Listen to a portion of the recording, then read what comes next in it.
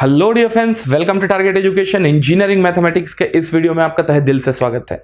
और आज के इस वीडियो में basically we are going to cover the power series expansion of the complex function F of Z. और ये मान के चलिए आपके कॉम्प्लेक्स वेरिएबल के कंसेप्ट का लास्ट पड़ाव है। ध्यान देंगे, power series expansion of a complex function F of Z आपके सिलेबस में दो अलग अलग power series expansions clearly indicated है। The first is gonna be Taylor power series expansion and the next is gonna be Laurent power series expansion. They are also called as a Taylor series as well as Laurent series. यार आपने एक चीज ध्यान देना, series expansion थोड़ा बहुत पढ़ा हुआ as a part of calculus, but वहां जो आपने फंक्शन यूज किया था, जिसका आपने क्या किया था, पावर सीरीज एक्सपेंशन किया था, वो रियल फंक्शन था लाइक एफ ऑफ एक्स। इसका आपने पावर सीरीज एक्सपेंशन किया था either using Taylor's either using Laurent. But basic difference will be there which we have already studied, and here which we are going to study. There I have used a real function f of x, but here I'll be using complex function f of z. Is that part clear? ध्यान देंगे तो आज का पूरा जो video है मैं spend करने जा रहा हूं अपने टाइम टेलर्स के ऊपर, और जैसे टेलर खत्म होता है इसके जस्ट बाद एक नई वीडियो आएगी। There I will be spending time over the Laurent series expansion, and once both are the part is over I will say कि आपका कॉम्प्लेक्स वेरिएबल का concept is done. Agreed? So जैसा मैंने बोला, now I will be focusing over the Taylor series expansion, Taylor power series expansion और Taylor series expansion. यार एक चीज ध्यान देना, I think it's the right time to recall what we have studied as a Taylor series expansion of your real function F of x. Recall if you recall a real valued function f of x can be expanded in terms of Taylor series expansion around x is equals to of x naught was equals to of f of x naught plus of x minus of x naught. Thereafter it was f dash x naught divided by 1 factorial plus of x minus x naught square f double dash x naught divided by 2 factorial, and it was keep going on. तो यहां मैंने ये देखा था कि अगर आपको function f of x का अप्रोक्सीमेशन करना है या फिर क्या करना है, पावर सीरीज एक्सपेंशन निकालना है about x is equals to x naught, about x naught, so it could have been written as a f of x naught plus of x minus x naught f dash x naught divided by 1 factorial plus of x minus x naught square f double dash x naught divided by 2 factorial, so on and so forth. It goes on in a form of power series. Why? Because everywhere you are getting in a power, it is keep increasing. That is why it is called power series expansion. Agreed? याद ध्यान देना, अगर by the way इसको आप थोड़ा सा concise form में लिखना चाहते थे, so even you could have written this x is equals to of about x naught was equals to of discrete sum of what? We can see very well, it's nothing but a n x minus of x naught to the power n, where the n goes from 0 till infinite. Why? Because it's an infinite series expansion. तो यहां देख सकते हैं, जैसे पहले case में क्या है, x minus x naught to the power 0 है, that becomes simply 1। Next case में क्या है, x minus x naught to the power 1। Third जो टर्म है उसमें है x minus x naught to the power 2, which is nothing but 3 minus 1। And what was the an over there? an अगर देखेंगे ना, so here it was fn x divided by of, just a minute, x naught divided by of n factorial. Like in first term the n is gonna be 0, the n is gonna be 0, so keep in mind only the function itself will be coming over there. It is in differentiation. Now how many times differentiation is getting done? So how many times differentiation is getting done? If n is 0, this will be a function itself divided by of n factorial. Here it's gonna be 0 factorial, which is 1. In next case, n is 1, definitely once time the function f will get differentiated at x is equal to x naught, and at denominator is gonna be 1 factorial, so on and so forth. But what I am going to do, this expansion which was made, no, it was made for f of x, which was a real function. But now the basic change I am going to introduce, what I am going to say, let's take, now you have a function f of z, obviously, which is a complex function. We wanted to have its power series expansion about z naught. So what it says, it could be done very similar as we have done it for the real function. So instead the x naught, now the Now the expansion has to be made around the z is equals to z naught. So instead the x naught now is gonna be z naught. So nothing great, z minus of z naught f dash z naught plus of z minus z naught square f double dash z naught, and it keep goes on, divided by here is gonna be 1 factorial and it's a 2 factorial. Or in concise form, if we wanted to write, so here we can write f of z about z is equals to of z naught is equals to of discrete sum from where to where, n starts from 0 goes till the infinite because it's an infinite term, and here it could be a n, and here is gonna be z minus of z naught to the power n. Agreed? What is the a n over here? A n is equals to of, instead the f n z naught divided by of n factorial. Now even in Cauchy's, this can also be written as a closed contour integration C, which is enclosing, आगे ध्यान देंगे, f of z divided by of z minus of z naught to the power n plus 1 dz 1 divided by of 2 pi I. यार आराम से निकाल सकते हैं, जो C है ना वो क्या है, क्लोज कंटूर है जिसने z नॉट को क्या किया है, इनक्लोज किया हुआ है. Contour encloses. C is a contour encloses z is equals to of z naught. यार आप जाके भी देखेंगे तो अगर बाय द वे इस कंटूर ने z minus z is equals to z naught को अगर इंसर्कल किया है तो कॉचीज इंटीग्रल से इसका रिजल्ट जो आएगा वो कितना आएगा, ध्यान देना. सबसे पहले आएगा 1/n फैक्टोरियल 2 पाई आई. आप निकाल के भी देखो ना क्या आएगा. अगर केवल मैं इस पार्ट का देख रहा हूं, अगर बाय द वे मैंने इस पार्ट का अगर इंटीग्रेशन करके भी देखा तो 1/2 पाई को एज इट इज रहने दो. आपने इसको पहले देखा हुआ है. अगर आप इसका इंटीग्रेशन करेंगे so basically is gonna be f of n z, ठीक है, into 2 pi i divided by of n factorial. आप ये निकाल के देख लेंगे. इसका मतलब अगर ये रिपीटेड नहीं था तो कोई डिफरेंशिएशन नहीं होगा, केवल फंक्शन की जगह में आपने क्या फीड करना था, z नॉट फीड करना था, और नीचे में क्या होता, 1 होता. सिमिलरली अगर ये 1 की जगह में 2 होता, that means n + 1 would have been 2, that means the poles are repeated. तब ये पूरा का पूरा जो केस होता है रिपीटेड रेसिडुअल थ्योरम का प्रॉब्लम होता. उस केस में एक बार डिफरेंशिएशन भी होता, वैल्यू वुड हैव बीन, ये सब पड़ा हुआ है 1 factorial, the things will be very same. और जब आप इनको कट आउट करोगे ना, ये और ये कट आउट करोगे, so basically you are getting the same result. तो एक चीज आज के बाद से ध्यान देना, जो इसके कोएफिशिएंट्स हैं, either you can calculate in this way the successive differentiation, और either you can calculate in a form of integral. इससे कैलकुलेट करने का कोई मतलब नहीं है because it will take hell amount of effort. तो मैं हमेशा कैलकुलेट करूंगा इससे, या फिर मैं ये बोलूं फंक्शन का सक्सेसिव डिफरेंशिएशन करूंगा और हर एक पॉइंट पे z इज इक्वल्स टू क्या रखूंगा, z नॉट रखूंगा. लेकिन अब इस पूरे के पूरे कहानी में तो ये तो रिकॉल था और ये आपका बेसिक कंसेप्ट है. मैं ये बोल सकता हूं Taylor series expansion of complex function, जो आपके अभी स्टडी का पार्ट है, कॉम्प्लेक्स फंक्शन. लेकिन एक चीज ध्यान देना, अगर आपको f ऑफ z को z is equals to z naught के अक्रॉस अप्रोक्सीमेट करना है या उसके अबाउट क्या करना है, सीरीज एक्सपेंशन देना है, तो आपने एक चीज ध्यान दिया कि कायदे से फंक्शन का कंटिन्यूअसली डिफरेंशिएशन हो रहा है at point z is equals to z naught. इसका मतलब फंक्शन को at z is equals to z naught पे कंटिन्यूअसली डिफरेंशिएबल होने के लिए फंक्शन f ऑफ z को एट z नॉट क्या होना पड़ेगा, होलोमॉर्फिक होना पड़ेगा, या इन जनरल बोल सकता हूं मैं क्या होना पड़ेगा, एनालिटिक होना पड़ेगा. तो इसका मतलब आज के बाद से ध्यान लो कि कायदे से Taylor series expansion can be expanded for f of z only if it is expanded around z is equals to z naught which is a holomorphic point of your function f of z. तो लिखेंगे note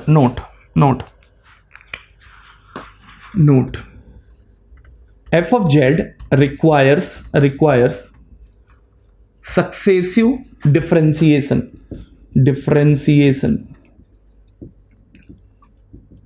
at z naught. Hence Taylor series expansion of f of z is possible at z0 only if f of z is holomorphic or in general analytic holomorphic function nearby of z0 including z0। तो इसका मतलब सीधी सी बात है भाई कि कल के दिन अगर आप एफ ऑफ जेड को अगर जेड नॉट के अप्रॉक्स अगर क्या कर रहे हो, एक्सपेंड कर रहे हो, तो एक इन्फिनाइटली स्मॉल डिस्क के अराउंड एटलीस्ट क्या होना चाहिए आपका function F of Z around Z not including Z not क्या होना चाहिए, होलोमॉर्फिक होना चाहिए। अगर नहीं हुआ तो कायदे से आप इसका सक्सेसिव डिफरेंशिएशन ही नहीं कर पाएंगे। मैंने पहले भी पढ़ा हुआ है कि फंक्शन अगर लिमिट एग्जिस्ट करता है तो कंटिन्यूटी देखते हो, कंटिन्यूटी एग्जिस्ट करता है तो डिफरेंशिएबिलिटी देखते हो, और बाय द वे एक सर्टेन रीजन में अगर लगातार वो आसपास में अगर क्या है डिफरेंशिएबल है तो उसको आप क्या बोलते हो, होलोमॉर्फिक या एनालिटिक फंक्शन बोलते हो। तो आज के बाद से बिल्कुल ध्यान रख के चलना क्या कि कायदे से Taylor series expansion is what a valid expansion only if the function around which the expansion is made has to be analytic. यही लिखने की कोशिश किया हूं। तो ये पहले भी लिखा सकता था लेकिन वो ज्यादा आप लोगों के काम का नहीं आता जितना कि ये काम का आएगा। आ रहा समझ में क्या बोल रहा हूं मैं? तो मेरे हिसाब से एक आध प्रॉब्लम ले लेना चाहिए, उसके बाद समझने की कोशिश करनी चाहिए। चलिए एक प्रॉब्लम लेता हूं मैं। बाय द वे कल के दिन प्रॉब्लम है कुछ। If I am going to take one problem, let's take e to the power z। मुझे एक्सपेंड करना है about z is equals to 0। तो कुछ नहीं करना है भाई, सबसे पहले क्या करना है, f of z is known to me, f of z is known to me which is nothing but for this problem it is e to the power z। Formula को रिपीट नहीं कर रहा हूं मैं, सीधे इसको रखना चालू कर रहा हूं। सबसे पहले फंक्शन में z की जगह में आप z0 रखेंगे और इस प्रॉब्लम में जो z0 है वो कितना है, 0 है। So the first component is gonna be what, e to the power 0 plus z minus z0 which is 0 differentiation of e to the power z। यार e to the power z तो एक entire function है, तो आपको ये सोचने की जरूरत ही नहीं है कि सर कहां एनालिटिक होगा कहां नहीं होगा। भाई e to the power z तो एक इंटायर फंक्शन है, आंख मूंद लो, जहां डिफरेंशिएशन करना है वहां करो। तो इसका मतलब z इज इक्वल टू 0 के अराउंड क्या 1 2 3 4 5 6 कुछ भी बोल ले, 1 प्लस j 2 प्लस j कुछ भी बोल ले, everywhere easily you will be able to have its Taylor series expansion. Agreed what I am saying? तो ये होगा f डैश z जो होगा वो क्या होगा, e to the power z ही होगा। फिर से आप रखोगे क्या, e to the power 0 divided by 1 factorial, and next it's gonna be z square e to the power 0 divided by of 2 factorial। तो यहां से जो रिजल्ट आया that's gonna be 1 plus of z 1 factorial plus of 2 factorial and it will keep going on 3 factorial, so on and so forth। Agreed? Clear है सबको क्या बोलने की कोशिश कर रहा हूं? Next what I am going to do now, let's do one thing now। the problem is 1 upon 1 plus z, 1 upon 1 plus z, this is what your function is and we wanted to have its Taylor series expansion about the point z is equals to 0। now that's what my next question is।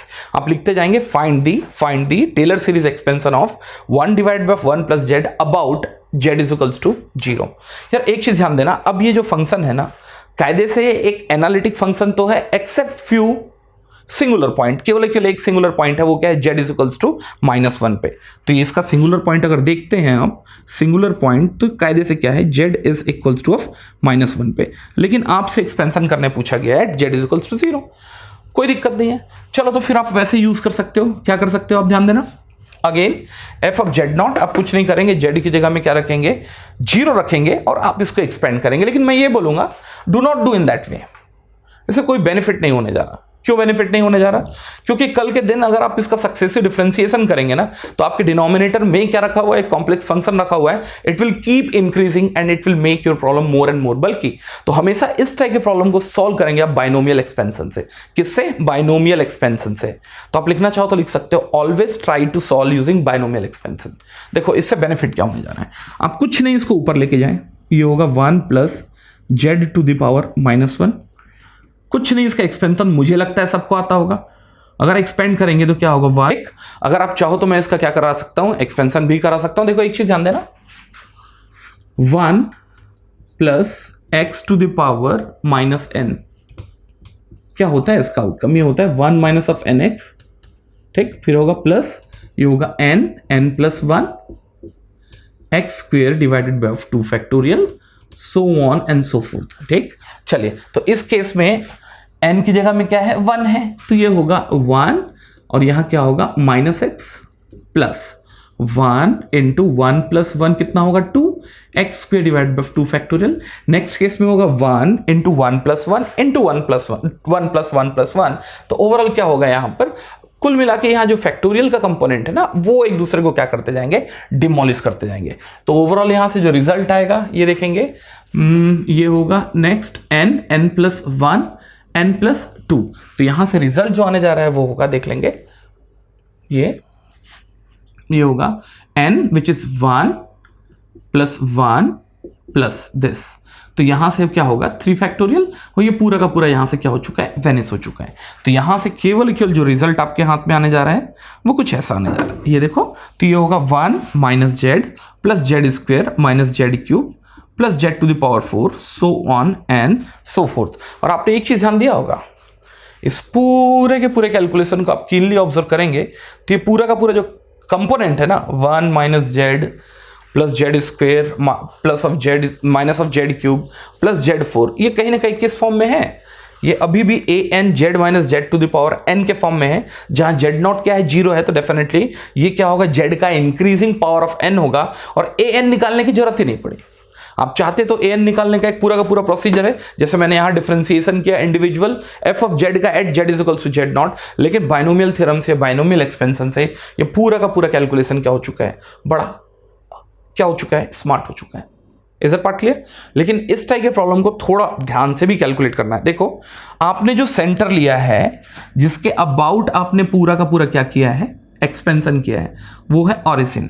और अगर आप ये देखते हैं इसका analytic point कहां है, analytic point रखा हुआ है जेड इज इक्वल्स टू -1। तो कल के दिन अगर आप एक फाइनाइट रेडियस का सर्किल लेते हैं तो इस सर्किल में ये पूरा का पूरा एक्सपेंशन जो होगा वो क्या होगा, कन्वर्जेंट होगा, प्रोवाइडेड आप -1 को इनसर्किल ना करें। अगर -1 को इनसर्किल करेंगे तो डेफिनेटली आपको देख के समझ में आता है कि ये पूरा का पूरा प्रॉब्लम जो है टेलर सीरीज एक्सपेंशन के अगेंस्ट चला जाएगा। That means I can say the Taylor series expansion is enclosing your singular point which can never be true. पहली चीज। दूसरा यार एक चीज ध्यान देना, ये जो सीरीज है कन्वर्जेंट तभी होगा जब इसके इंडिविजुअल वैल्यूज क्या हो, मैग्नीट्यूड वाइज घटते जाएं। अदरवाइज बढ़ते जाएंगे तो इनका वेटेज अगर बढ़ रहा है आगे जाके, so you will not be able to reach any perfect value at any moment of point. तो इसका मतलब कहीं ना कहीं यहां देख के समझ में आ रहा है कि इंडिविजुअल जेड का मैग्नीट्यूड क्या होना चाहिए, 1 से कम होना चाहिए। आप यहां से भी देख लें या यहां से भी देख लें तो कायदे से 1/1 plus z where the expansion has been made around z is equals to 0। तो आप देखेंगे कि इसका रीजन ऑफ कन्वर्जेंस बोला जाता है। रीजन ऑफ कन्वर्जेंस जो होगा वो होगा mod of Z lesser than 1। ये जो सर्किल है ना, सर्किल क्या होगा, एक रेडियस होगा, इसका मैग्नीट्यूड क्या होना चाहिए, 1 से कम होना चाहिए। और अगर आप सेंटर देखते हैं ना, सेंटर, तो इसका सेंटर जो है वो क्या है, ऑरिजिन। और सेंटर हमेशा किसके अराउंड होता है, जेड नॉट के अराउंड होता है। कई बार रेडियस ऑफ द कन्वर्जेंसी भी पूछा गया है, तो रेडियस ऑफ द कन्वर्जेंसी कितना होगा भैया, 1। तो रेडियस ऑफ कन्वर्जेंसी और convergence is equals to of 1। यही कुछ है। तो कल के दिन प्रॉब्लम में इस टाइप के कंपोनेंट भी आप क्या कर सकते हैं, एक्सपेक्ट कर सकते हैं। लेकिन देखो इस प्रॉब्लम को थोड़ा ट्रिकी या टफ बनाया जा सकता है। ध्यान देना, मैं यहां ये बोलने की कोशिश किया हूं, यहां आप बाइनोमियल थ्योरम से प्रॉब्लम को सॉल्व कर लें अगर कर पाते हैं तो, otherwise it will take hell amount of time. चलिए एक दूसरा प्रॉब्लम लेता हूं बाय द वे मैं। अब मैंने एक प्रॉब्लम लिया है, let's take 1/2 plus z 1/2 plus z 2 plus z. अब मुझे इसको एक्सपैंड करना है about z is equals to of -1। Z is equals to of -1। यार अगर z इज इक्वल्स टू -1, इसका मतलब अगर आप कैलकुलेशन करके देखते हैं तो basically z is equals to z0, इसका मतलब z0 की वैल्यू जो है वो कितनी है, -1। तो अगर आप -1 यहां रखते हैं तो यहां पर आपको बेसिक एक्सपेंशन किस फॉर्म में चाहिए, z प्लस ऑफ z0 के टर्म्स में चाहिए, ऐसा ही कुछ है। तो मैं फिर बोल रहा हूं, एक तरीका तो आप डिफरेंशियल से इसको पूरा का पूरा कैलकुलेशन करें, लेकिन मेरा ये बेसिक कहना ये होगा कि अगर बायनोमियल से इस प्रॉब्लम को सॉल्व कर सकें तो ज्यादा अच्छा है। देखो कैसे कर सकते हो, इसको क्या लिख सकते हो, 1 divided by of 1 plus of 1 plus of z, या फिर मैं लिखूं इसको z+1, और z+1 जो है कल के दिन ऊपर जाएगा, बाइनोमियल फॉर्म में एक्सपांड होगा, और एक्सपांड होगा तो कहीं ना कहीं आपको कंपोनेंट वही मिलेगा जो कायदे से आपके टेलर सीरीज एक्सपेंशन में मिलने वाला था। तो यार टेलर सीरीज एक्सपेंशन से भी वही वैल्यू आएगी। इतना बल्कि क्वेश्चन है तो ज्यादा अच्छा है इसको टेलर सीरीज एक्सपेंशन को थोड़ा मोल्ड करने की कोशिश करो, हमेशा in form of binomial expansion. Agreed what I am saying? तो यहां से कुछ नहीं है, आप इसको एक्सपांड कर लें, तो यार आपने अभी तो देखा था इसको, ये होगा 1 plus of z plus of 1 to the power -1। क्या होने जा रहा है ये होगा आपका 1 माइनस z+1 प्लस ऑफ, क्या होने जा रहा है, z+1 whole square minus z-1, sorry it's a plus whole cube. तो आपने किसके अबाउट इसने क्या किया, एक्सपेंशन किया भाई, डेफिनेटली देख के समझ में आ रहा है, z minus z0, if it is z+1, आपने -1 के अबाउट ही इसका पूरा का पूरा क्या किया है, एक्सपेंशन किया है। क्या किया है, एक्सपेंशन किया हुआ है। इसे पार्ट क्लियर, सबको क्लियर है क्या बोल रहा हूं मैं? अब एक और मजेदार फैक्ट ये है कि यहां अगर मैं रीजन ऑफ कन्वर्जेंस देखूं तो यहां जो इंडिविजुअल टर्म है ना z+1, वो 0 से 1 के बीच में होना चाहिए। क्यों ऐसा? अगर बाय द वे z+1 0 और 1 से एक्सीड करके अगर 1 से बाहर चला गया तो इंडिविजुअल टर्म का मैग्नीट्यूड जो होगा वो क्या होता जाएगा, करस्पॉन्डिंग या रिलेटेटली बढ़ता जाएगा। तो कायदे से ये पूरा का पूरा जो एक्सपेंशन है वो कन्वर्ज ही नहीं करेगा। ठीक, तो अब यहां ध्यान देना, थोड़ा सा समझदारी के साथ कैलकुलेशन करना, यहां ध्यान देना। तो आपने किसके अबाउट इस पूरे के पूरे एक्सपेंशन को फॉलो कराया है, वो होगा z is equals to -1, z is equals to -1। आपने क्या किया है, z इज इक्वल्स टू -1 के अराउंड क्या किया है, पूरा का पूरा इस प्लॉटिंग को ऑकर किया है। और आपका जो क्या है, ध्यान देना, एक जो सिंगुलर पॉइंट है वो कहां एग्जिस्ट करता है, -2 पे। तो कल के दिन अगर आप 1 से एक यूनिट सर्किल ड्रॉ करते हैं या एक ऐसा सर्किल ड्रॉ करें जो कायदे से किसका इंक्लोजमेंट ना करे, आपके सिंगुलर पॉइंट का इंक्लोजमेंट ना करे, तो कायदे से इस पूरे के पूरे रीजन में टेलर सीरीज एक्सपेंशन क्या होगा, वैलिड होगा। या फिर दूसरे तरीके से देखूं, ध्यान देना, कायदे से z+1 की वैल्यू 0 से 1 के बीच में होने के लिए कायदे से मैं ये देखूं, मॉड ऑफ z+1 की वैल्यू क्या होनी चाहिए, इन बिटवीन 0 से 1 के बीच में होनी चाहिए, 0 से 1 के बीच में होनी चाहिए। इसका सीधा सा ये तरीका है भाई, z+1 मॉड लेने का मतलब समझ में आया, x - 1 whole square plus of y square किसके बीच में होना चाहिए, 0 से 1 के बीच में होना चाहिए। ये क्या है, एक सर्किल का स्ट्रक्चर है जिसका सेंटर कहां रखा हुआ है, 1 पे, y की वैल्यू है 0। इसका जो रेडियस होना चाहिए ना, 0 से 1 के बीच में कुछ भी होना चाहिए। इसका मतलब आप एक छोटा रेडियस ले लो और बड़ा रेडियस ले लो और बड़ा रेडियस ले लो, लेकिन जो मैक्सिमम रेडियस होना चाहिए 1 से छोटा होना चाहिए। तो अगर आप छोटे छोटे सर्किल से अगर इस रीजन को कवर कर रहे हैं तो पूरा का पूरा जो रीजन हुआ, जैसे यहां हुआ था, पूरा का पूरा जो रीजन हुआ वो क्या हुआ, रीजन ऑफ कन्वर्जेंस हुआ। क्या हुआ, रीजन ऑफ कन्वर्जेंस हुआ। तो कुछ नहीं है, ये है आपका region of convergence. Region of convergence कल के दिन अगर प्रॉब्लम में पूछ लेता है क्या है भाई तेरा रीजन ऑफ कन्वर्जेंस, तो साहब मेरा रीजन ऑफ कन्वर्जेंस है mod of z+1 has to be in between 0 to 1, 0 to 1। कोई आपसे रेडियस ऑफ कन्वर्जेंस पूछ ले, रेडियस ऑफ कन्वर्जेंस पूछ ले, तो डेफिनेटली इसका रेडियस कितना दिख रहा है, 1 ही तो दिख रहा है। Radius is equals to 1। आ रहा है सबको कहानी समझ में? तो थोड़ा सा ध्यान देना, although the concept is very same. आप चाहो तो डिफरेंशियल फॉर्म से भी इस पूरे के पूरे कैलकुलेशन को क्या कर सकते हो, एडजस्ट कर सकते हो, but I think the binomial distribution will be the better method for the same. Agreed? तो कल के दिन अगर आप चाहो तो इसको एक्सपैंड भी कर सकते हो, ये होगा 1 माइनस z+1, तो कैंसिल भी होना चालू होंगे, बट ठीक है। लेकिन मेरे को अबाउट अगर z is equals to z0 which is equals to -1 के अलॉन्ग अगर एक्सपैंड करने बोला है, so I think that is also great. एक प्रॉब्लम और लेते, 1/z+1 - Z plus three, 1/z+1 z+3। और बाय द वे आपसे ये बोल दिया जाए भाई अराउंड आपको एक्सपेंड करना है z इज इक्वल्स टू 0 के, z इज इक्वल्स टू 0 भी मतलब 1 लो, चलो z इज इक्वल्स टू 1 के, ठीक है। तो यार इस टाइप के प्रॉब्लम का मेरे हिसाब से सबसे बेस्ट तरीका होता है पार्शियल फ्रैक्शन। देखो कल के दिन प्रॉब्लम ऐसा नहीं कि दो अलग अलग कंपोनेंट के फॉर्म में दिया हुआ होगा, वो सीधे प्रॉब्लम दिया हुआ होगा जेड स्क्वायर। प्रॉब्लम अगर आता है ना तो एक स्टेप ऊपर से आता है, ये देखो problem would have been 1 divided by of their multiplication that would be z square plus of 4z plus of 3। इसका आपको क्या करना है, z इज इक्वल्स टू 1 के अलॉन्ग क्या करना है, टेलर सीरीज एक्सपांसन करना है, ठीक। और वैसे भी देख के समझ में आ रहा है z इज इक्वल्स टू 1 के अलॉन्ग, तो इसका क्या हो सकता है, एक्सपांसन हो सकता है। क्यों?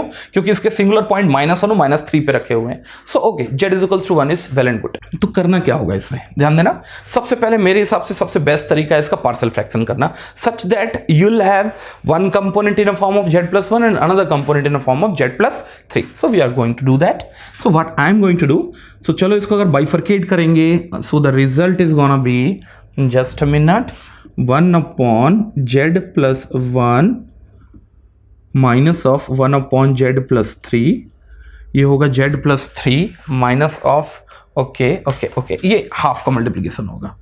ये आप इसका अगर क्या करेंगे, पार्शियल फ्रैक्शन करेंगे, मैं सीधे करके दिखा रहा हूं, तो ये होगा 1/2 1 divide bye z+1 minus 1 divide bye z+3। किसके अराउंड करना है, z इज इक्वल्स टू 1 के अराउंड। फिर मैं बोल रहा हूं आप इंडिविजुअली इनका क्या कर सकते थे, डिफरेंशिएशन के थ्रू भी पार्शियल फ्रैक्शन करके आप क्या कर सकते हैं, इनके इंडिविजुअल टर्म्स को टेलर सीरीज एक्सपांड दे सकते थे। लेकिन मैं ये बोल रहा हूं कि अगर बाइनोमियल यूज होता है तो डू दैट, और मैंने इसीलिए इसका पार्शियल फ्रैक्शन किया, नहीं तो नीड भी नहीं थी। अगर मुझे यहां से सॉल्व करना था तो ऐसा सच कोई नीड नहीं थी, मुझे केवल डिफरेंशिएशन करना था, but the differentiation is gonna be very bulky and tricky. ऐसे पार्ट लिया तो हाफ को तो बाहर रहने दो, लेकिन एक चीज ध्यान देना, अगर मुझे z इज इक्वल्स टू 1 के अलॉन्ग अगर एक्सपेंशन चाहिए तो कायदे से आपका जो एक्सपेंशन होगा ना वो होगा z -1 in raising power of 1, power of 2, power of 3। तो इसके लिए सबसे पहले हाफ को तो चलो बाहर निकाल लिया, मैं हाफ को मैं बाहर निकाल लिया, नीचे इसका मतलब आपको बनाना होगा z -1, लेकिन था तो क्या था, क्या z+1। तो ओवरऑल अगर आपको z-1 का अगर एक्सपैंडिंग पावर चाहिए तो इसका सीधा सा मतलब ये है मेरे साहब, यहां 1 होना चाहिए, समझते जाना क्या बोल रहा हूं मैं, यहां 1 होना चाहिए और यहां होना चाहिए z-1, ऐसे कुछ है, यहां 1 होना चाहिए और क्या होना चाहिए साथ में, z-1 होना चाहिए। इधर बात लिया। देखो लेकिन इसमें एक पंगा है, पंगा क्या है, मेरे पास था z+1 लेकिन आप ले आए हो कितना, केवल z। यही हुआ इसका मतलब, अगर आप ये 1 और 1 यहां सब्सट्रैक्ट करते हैं तो वैल्यू क्या हो चुकी है, केवल z आ चुकी है। तो आप इसको थोड़ा सा ऐसा एडजस्ट करो कि कायदे से आप z+1 को 1 + z-1 के फॉर्म में लिख भी लो और आपको प्रॉब्लम भी ना आए। कैसे कर सकते हो देखो, ठीक है। तो यार इस प्रॉब्लम को कुछ नहीं, थोड़ा सा मुझे अरेंज करना होगा। मैं तरीका बता देता हूं अरेंज करने का। क्या होगा, मुझे लाना अभी भी z+1 है, लेकिन कंपोनेंट यहां मेरे को z-1 का चाहिए, सच दैट ये ऊपर जाके बाइनोमियल एक्सपेंशन किस फॉर्म में दे, z-1 के रेजिंग पावर में दे। और सिमिलरली ये जो z+3 है वो भी क्या हो, z-1 के रेजिंग पावर में क्या दे, अपना एक्सपांसन दे। ठीक है, कुछ नहीं करना है। देखो z+1 और ये पूरा का पूरा कंपोनेंट भी अभी z+1 है। मैंने किया क्या, ध्यान देना, सबसे पहले यहां z-1 लिख लिया, ठीक है, z-1 लिख लिया। अब यहां ध्यान देना, जैसे ही आप इसको क्या करेंगे, 1 से ऐड करेंगे तो दिक्कत यह है कि माइनस और प्लस क्या हो रहा है, कैंसिल हो रहा है, केवल z बच रहा है। तो मैंने इसका अल्टरनेट लिया। देखो क्या किया मैंने, सबसे पहले इसको 2 रखा और इसको क्या रखा, z-1 रखा। फिर से मैं बोल रहा हूं क्या, इसको 2 रखा और इसको z-1 रखा। तो z-1 में से अगर क्या होगा, 2 ऐड होगा तो डेफिनेटली क्या बचेगा, z+1। और इसी के लिए मैंने क्या किया, 2 को यहां से बाहर निकाला। क्यों, क्योंकि आपको नीचे चाहिए 1 + x का component such that you will take its binomial expansion. तो इस 2 को मैंने कॉमन निकाला तो 2 यहां भी आया, यहां भी आया। सिमिलरली यहां आपके पास क्या है, z-1 चाहिए था लेकिन दिया क्या है, z+4। तो इसका मतलब कहीं ना कहीं आपको एडिशन चाहिए था 4 का। तो आपने क्या किया, z-1 अलग रखा, 4 अलग रखा, उसके बाद 4 कॉमन निकाल लिया। तो अब आपके पास पूरा का पूरा जो स्ट्रक्चर है वो डेफिनेटली कल के दिन बिल्कुल तैयार है क्या होने के लिए, एक्सपांड होने के लिए।